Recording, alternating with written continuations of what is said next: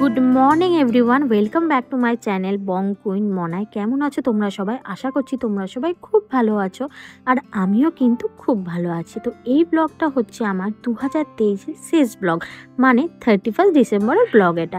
তো 31 ডিসেম্বর তো সকালবেলায় ঘুম থেকে উঠে চাটা খেয়ে লেগে পড়েছি কাজে, কারণ সেই দিন ছিল ছুটি, আর ছুটি মানেই কিন্তু প্রচুর কাজ।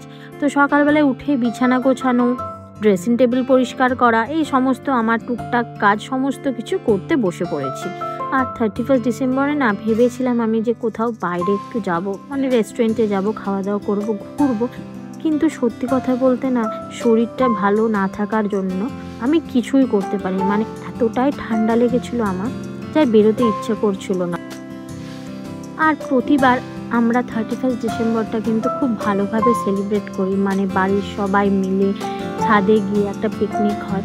কিন্তু এখন বাড়িতে যেহেতু বোন নেই, বাবাও বাইরে গেছে, তো আছি বলতে গেলে মা, আমি, ভাই, এবার তিনজন মিলে পিকনিক তেমন হয় না।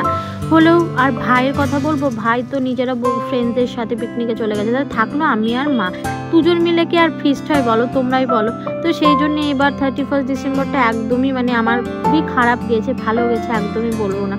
তো দেখতে পাচ্ছ আমার পরিষ্কার টরিষ্কার করা সমস্ত কিছু ঘরের হয়ে গেল। এবার আমি একটুখানি বসবো, আমি এটাই করি, সব কাজ টাজ করে ঘরটর পরিষ্কার করা হয়ে গেল, আমি একটুখানি চুপচাপ নিজে এক মনে বসে থাকি, বসে একটু ফোনে ভিডিও টিডিও দেখি, শর্টসগুলো দেখি, আমার কমেন্টস পড়ি, এই করি। তারপরে তো এইসব করে কাজ টাজ করে কমপ্লিট হয়ে যাওয়ার পর চলে গিয়েছিলাম একটু খেতে।